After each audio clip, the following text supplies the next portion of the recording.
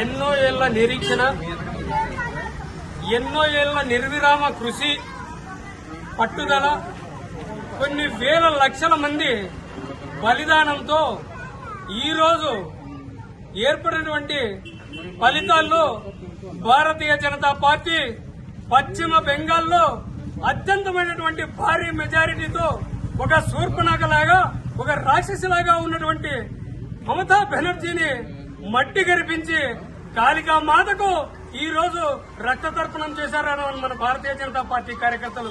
ఎందుకంటే ఎన్నో ఏళ్ల నిర్విరామ కృషి మన హిందువులను గాని, హిందూ సోదరులు గాని, మహిళా మనులు గాని, చిన్న పిల్లలను గాని, అనేక వర్గాలను ఆడ నిర్విరామంగా దాదాపుగా సిపిఐ సిపిఎం పార్టీ దాదాపుగా 25 సంవత్సరాలు, మమతా బెనర్జీ దాదాపుగా 15 సంవత్సరాలు తమ యొక్క నిర్విరామంగా ఒక ముస్సోలిని ఇటలీలో హిట్లర్ ముస్సోలిని ఏ విధంగా చేశారో మన భారతదేశంలో కూడా మమతా బెనర్జీ అటువంటి పాలన సాగించింది.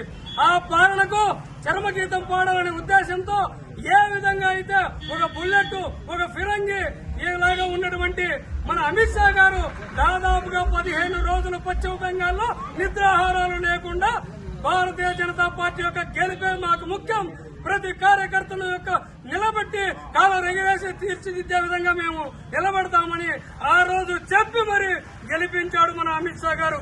మరి అంతేకాకుండా గౌరవ ప్రధాని ఎన్నో దేశాల్లో కూడా తనకంటూ ఒక ప్రఖ్యాత లేని ప్రధానులు ఉన్న దేశంలో కానీ మన భారతదేశం ఎంతో అదృష్టం చేసుకున్నా ఉంది. మహోన్నతమైనటువంటి ఒక బడుగు బలహీన వర్గాల జీవైనటువంటి మన నరేంద్ర మోడీ గారు కూడా ఈ బెంగాల్ యొక్క, పశ్చిమ బెంగాల్ యొక్క విజయంలో తన వంత పాత్ర కూడా నిర్విరామగా ఉంది. ఎందుకంటే ఇది ఒక్క బీజేపీ కార్యకర్తల యొక్క పట్టుదల, కృషి, వారి యొక్క కృషి ఫలితమే ఈరోజు పశ్చిమ బెంగాల్లో అత్యధికంగా మెజారిటీతో ఈరోజు భారీగా మనం గెలవగలిగాం. తృణమూల్ కాంగ్రెస్ ఏ రోజైతే ఇళ్లకు తెరవడి ఆ స్త్రీలను గాని, పురుషులను గాని, వృద్ధులను గాని, పిల్లలను గాని సైతం నడి బజార్లో ఈడ్చి నరికే సంస్కృతి తృణమూల్ కాంగ్రెస్ పార్టీ పశ్చిమ బెంగాల్లో ఉంది.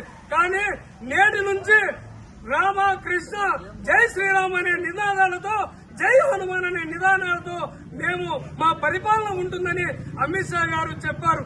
దానికి ధీటుగానే మొన్నటికి మొన్న ఒక డాక్టర్ ని అత్యంత కిరాతంగా ఇంటికి తెరబడి ఆమె మీద అత్యాచారం చేసి చంపడం జరిగింది.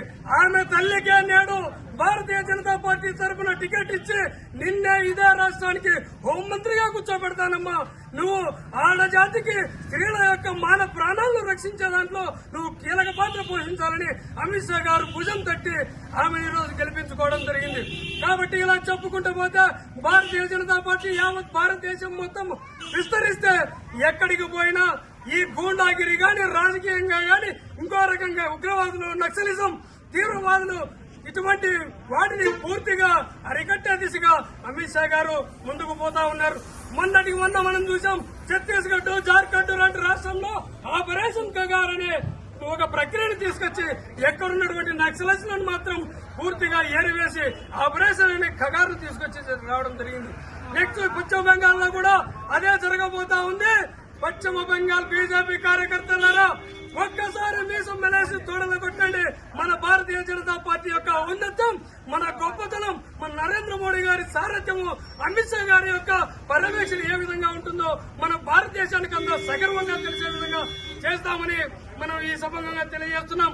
ముఖ్యంగా ధర్మవరం నియోజకవర్గం శాసనసభ్యులైనటువంటి మన బడుగు బలహీన వర్గాల ఆశా జ్యోతి నిమ్మ జాతులకు తనకు వెన్నంటి ఉండి ఎన్నడూ బడుగు బలహీన వర్గాలకు చేదోడువాలుగా ఉన్నటువంటి సత్యకుమార్ యాదవ్ గారు ఆశీస్సులతో ఆధ్వర్యంలో ఈ రోజు తాడిమర్రి మండలం శ్రీ సత్యసాయి జిల్లా ధర్మవరం నియోజకవర్గం తాడిమర్రి మండలంలో భారీగా భారతీయ జనతా పార్టీ కార్యకర్తల పర్యవేక్షణలో సమక్షంలో ప్రతి కార్యకర్త కూడా ముందుండి ఈ రోజు విజయోత్సవ ర్యాలీలో పాల్గొన్నారు.